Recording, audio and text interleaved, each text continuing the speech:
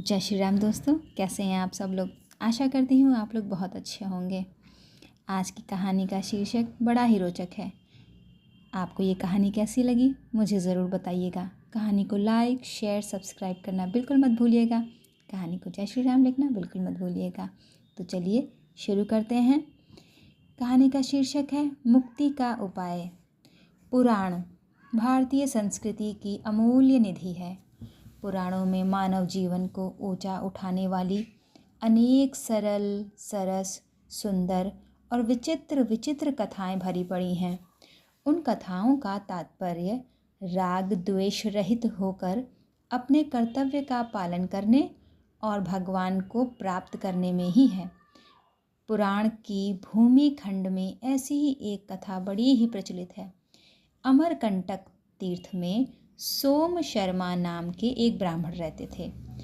उनकी पत्नी का नाम था सुमना। वह बड़ी साध्वी और पतिव्रता थी। उनके कोई पुत्र नहीं था और धन का भी उनके पास अभाव था। पुत्र और धन का अभाव होने के कारण सोम शर्मा बहुत दुखी रहने लगे। एक दिन अपने पति को अत्यंत चिंतित देखकर सुमना ने कहा कि प्राणनाथ, आप चिंता को छोड़ दीजिए, क्योंकि चिंता के समान दूसरा कोई दुख नहीं है। स्त्री, पुत्र और धन की चिंता तो कभी करनी ही नहीं चाहिए। इस संसार में ऋणानुबंधन से अर्थात किसी का ऋण चुकाने के लिए ही और किसी से ऋण वसूल करने के लिए ही जीवन का जन्म होता है।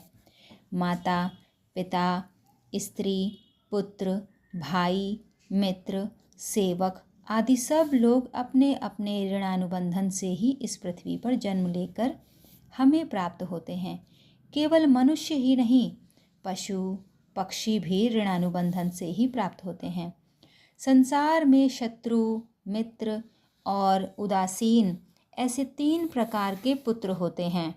शत्रु स्वभाव वाले पुत्र के 2 भेद हैं। पहला, किसी ने पूर्व जन्म में दूसरे से ऋण लिया पर उसको चुकाया नहीं, तो दूसरे जन्म में ऋण देने वाला उस ऋणी का पुत्र बनता है। दूसरा, किसी ने पूर्व जन्म में दूसरे के पास अपनी कोई धरोहर रखी, पर जब धरोहर देने का समय आया तब उसने धरोहर लौटाई नहीं, हड़प ली, तो दूसरे जन्म में धरोहर का स्वामी उस धरोहर हड़पने वाले का पुत्र बनता है। ये दोनों ही प्रकार के पुत्र बचपन से ही माता पिता के साथ वैर रखते हैं और उनके साथ शत्रु की तरह बर्ताव करते हैं। बड़े होने पर वे माता पिता की संपत्ति को व्यर्थ ही नष्ट कर देते हैं। जब उनका विवाह हो जाता है तब वे माता पिता से कहते हैं कि यह घर, खेत आदि सब मेरा है, तुम लोग मुझे मना करने वाले होते कौन हो। इस तरह वे कई प्रकार से माता पिता को कष्ट देते हैं। माता पिता की मृत्यु के बाद वे उनके लिए श्राद्ध, तर्पण आदि भी नहीं करते हैं। मित्र स्वभाव वाला पुत्र बचपन से ही माता पिता का हितैषी होता है। वह माता पिता को सदा संतुष्ट रखता है और स्नेह से, मीठी वाणी से उनको सदा प्रसन्न रखने की चेष्टा करता है। माता पिता की मृत्यु के बाद वह उनके लिए श्राद्ध, तर्पण, तीर्थ यात्रा, दान आदि भी करता है। उदासीन स्वभाव वाला पुत्र सदा उदासीन भाव से रहता है। वह ना कुछ देता है और ना कुछ लेता है। वह न रुष्ट होता है न संतुष्ट, न सुख देता है न दुख। इस प्रकार जैसे पुत्र 3 प्रकार के होते हैं, ऐसे ही माता, पिता, पत्नी, पुत्र, भाई आदि और नौकर, पड़ोसी, मित्र तथा गाय, भैंस, घोड़े आदि भी 3 प्रकार के शत्रु, मित्र और उदासीन होते हैं। इन सब के साथ हमारा संबंध ऋणानुबंधन से ही होता है। प्रियतम, जिस मनुष्य को जितना धन मिलता है उसको बिना परिश्रम किए ही उतना धन मिल जाता है, और जब धन जाने का समय आता है तब कितनी ही रक्षा करने पर भी वह चला जाता है। ऐसा समझकर आपको धन की चिंता नहीं करनी चाहिए। वास्तव में धर्म के पालन से ही पुत्र और धन की प्राप्ति होती है। धर्म का आचरण करने वाले मनुष्य ही संसार में सुख पाते हैं। इसलिए आप धर्म का अनुष्ठान करें। जो मनुष्य मन, वाणी और शरीर से धर्म का आचरण करता है, उसके लिए संसार में कोई भी वस्तु दुर्लभ नहीं रहती। ऐसा कहने के बाद सुमना ने विस्तार से धर्म का स्वरूप तथा उसके अंगों का वर्णन किया। उसको सुनकर सोम शर्मा ने प्रश्न किया कि तुम्हें इन सब गहरी बातों का ज्ञान कैसे हुआ? सुमना ने कहा, आप जानते ही हैं कि मेरे पिताजी धर्मात्मा और शास्त्रों के तत्व को जानने वाले थे, जिससे साधु लोग भी उनका आदर किया करते थे। वे खुद भी अच्छे अच्छे संतों के पास जाया करते तथा सत्संग किया करते थे। मैं उनकी एक ही बेटी होने के कारण वे मेरे पर बड़ा स्नेह करते थे और अपने साथ मुझे भी सत्संग ले जाया करते थे। इस प्रकार सत्संग के प्रभाव से मुझे भी धर्म के तत्व का ज्ञान हो गया। यह सब सुनकर सोम शर्मा ने पुत्र की प्राप्ति का उपाय पूछा। सुमना ने कहा कि आप महामुनि वशिष्ठ जी के पास जाएं और उनसे प्रार्थना करें। उनकी कृपा से आपको गुणवान पुत्र की प्राप्ति हो सकती है। पत्नी के ऐसे कहने पर सोम शर्मा वशिष्ठ जी के पास गए। उन्होंने वशिष्ठ जी से पूछा कि किस पाप के कारण मुझे पुत्र और धन के अभाव का कष्ट भोगना पड़ रहा है। वशिष्ठ जी ने कहा, पूर्व जन्म में तुम बड़े लोभी थे तथा दूसरों के साथ सदा द्वेष रखते थे। तुमने कभी तीर्थ यात्रा, देव पूजन, दान आदि शुभ कर्म नहीं किए। श्राद्ध का दिन आने पर तुम घर से बाहर चले जाते थे। धन ही तुम्हारा सब कुछ था। तुमने धर्म को छोड़कर धन का ही आश्रय ले रखा था। तुम रात दिन धन की ही चिंता में लगे रहते थे। तुम्हें अरबों खरबों स्वर्ण मुद्राएं प्राप्त हो गईं, फिर भी तुम्हारी तृष्णा कम नहीं हुई, प्रत्युत बढ़ती ही रही। तुमने जीवन में जितना धन कमाया वह सब जमीन में गाड़ दिया। स्त्री और पुत्र पूछते ही रह गए, किंतु तुमने उनको ना तो धन दिया और ना धन का पता ही बताया। धन के लोभ में आकर तुमने पुत्र का स्नेह भी छोड़ दिया। इन्हीं कर्मों के कारण तुम इस जन्म में दरिद्र और पुत्रहीन हुए हो। हाँ, एक बार तुमने घर पर अतिथि रूप से आए एक विष्णु भक्त और धर्मात्मा ब्राह्मण की प्रसन्नतापूर्वक सेवा की। उनके साथ तुमने अपनी स्त्री सहित एकादशी व्रत रखा और भगवान विष्णु का पूजन भी किया। इस कारण तुम्हें उत्तम ब्राह्मण वंश में जन्म मिला है। विप्रवर, उत्तम स्त्री, पुत्र, कुल, राज्य, सुख, मोक्ष आदि दुर्लभ वस्तुओं की प्राप्ति भगवान विष्णु की कृपा से ही होती है। अतः तुम भगवान विष्णु की ही शरण में जाओ और उन्हीं का ही भजन करो। वशिष्ठ जी के द्वारा इस प्रकार समझाए जाने पर सोम शर्मा अपनी स्त्री सुमना के साथ बड़ी तत्परता से भगवान के भजन में लग गए। उठते बैठते चलते सोते आदि सब समय में उनकी दृष्टि भगवान की ही तरफ रहने लगी। बड़े बड़े विघ्न आने पर भी वे अपने साधन से विचलित नहीं हुए। इस प्रकार उनकी लगन को देखकर भगवान उनके सामने प्रकट हो गए।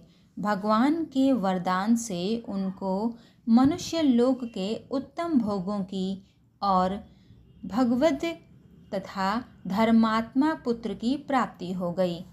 सोम शर्मा के पुत्र का नाम सुव्रत था। सुव्रत बचपन से ही भगवान का अनन्य भक्त था। खेल खेलते समय भी उसका मन भगवान विष्णु के ध्यान में लगा रहता था। जब माता सुमना उससे कहती कि बेटा तुझे भूख लगी होगी, कुछ खा ले, तब वह कहता कि माँ, भगवान का ध्यान महान अमृत के समान है, मैं तो उसी से तृप्त रहता हूँ। जब उसके सामने मिठाई आती तो वह उसको भगवान के ही अर्पण कर देता और कहता कि इस अन्न से भगवान तृप्त हों। जब वह सोने लगता तब भगवान का चिंतन करते हुए कहता कि मैं योग निद्रा परायण भगवान कृष्ण की शरण लेता हूँ। इस प्रकार भोजन करते, वस्त्र पहनते, बैठते और सोते समय भी वह भगवान के चिंतन में लगा रहता और सब वस्तुओं को भगवान के अर्पण करता रहता। युवावस्था आने पर भी वह भोगों में आसक्त नहीं हुआ, प्रत्युत भोगों का त्याग करके सर्वथा भगवान के भजन में ही लग गया। उसकी ऐसी भक्ति से प्रसन्न होकर भगवान विष्णु उसके सामने प्रकट हो गए। भगवान ने उससे वर मांगने के लिए कहा तो वह बोला, श्री कृष्ण, अगर आप मेरे पर प्रसन्न हैं तो मेरे माता पिता को सशरीर अपने परम धाम में पहुंचा दें और मेरे साथ मेरी पत्नी को भी अपने लोक में ले चलें। भगवान ने सुव्रत की भक्ति से संतुष्ट होकर उसको उत्तम वरदान दे दिया। इस प्रकार पुत्र की भक्ति के प्रभाव से सोम शर्मा और सुमना भी भगवत धाम को प्राप्त हो गए। इस कथा में विशेष बात यह आई है कि संसार में किसी का ऋण चुकाने के लिए और किसी से ऋण वसूल करने के लिए ही जन्म होता है, क्योंकि जीवन अनेक लोगों के लिए है और अनेक लोगों को दिया है। लेन देन का यह व्यवहार अनेक जन्मों से चला आ रहा है और इसको बंद किए बिना जन्म मरण से छुटकारा नहीं मिल सकता। संसार में जिसने हमारा संबंध होता है वे माता पिता, स्त्री, पुत्र और पशु पक्षी आदि सब लेन देन के लिए ही आए हैं। अतः मनुष्य को चाहिए कि वह उनमें मोह ममता न करके अपने कर्तव्य का पालन करे, अर्थात उनकी सेवा करे, उन्हें यथाशक्ति सुख पहुँचाए। यहाँ यह शंका हो सकती है कि अगर हम दूसरे के साथ शत्रुता का बर्ताव करते हैं तो इसका दोष हमें क्यों लगता है, क्योंकि हम तो ऐसा व्यवहार पूर्व जन्म के ऋणानुबंधन से ही करते हैं। इसका समाधान यह है कि मनुष्य शरीर विवेक प्रधान है, अतः अपने विवेक को महत्व देकर हमारे साथ बुरा व्यवहार करने वाले को हम माफ़ कर सकते हैं और बदले में उससे अच्छा व्यवहार कर सकते हैं। मनुष्य शरीर बदला लेने के लिए नहीं है, प्रत्युत जन्म मरण से सदा के लिए मुक्त होने के लिए है। अगर हम पूर्व जन्म के ऋणानुबंधन से लेन देन का व्यवहार करते रहेंगे तो हम कभी जन्म मरण से मुक्त हो ही नहीं सकेंगे। लेन देन के इस व्यवहार को बंद करने का उपाय है निस्वार्थ भाव से दूसरों के हित के लिए कर्म करना।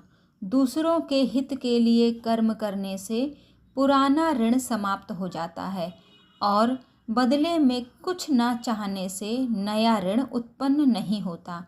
इस प्रकार ऋण से मुक्त होने पर मनुष्य जन्म मरण से छूट जाता है। अगर मनुष्य भक्त सुव्रत की तरह सब प्रकार से भगवान के ही भजन में लग जाएं तो उसके सभी ऋण समाप्त हो जाते हैं, अर्थात वह किसी का भी ऋणी नहीं रहता। भगवत जन के प्रभाव से वह सभी ऋणों से मुक्त होकर सदा के लिए जन्म मरण के चक्र से छूट जाता है और भगवान के परम धाम को प्राप्त हो जाता है। यह कहानी यहीं समाप्त होती है। आपको कैसी लगी मुझे ज़रूर बताइएगा। तब तक के लिए राधे राधे।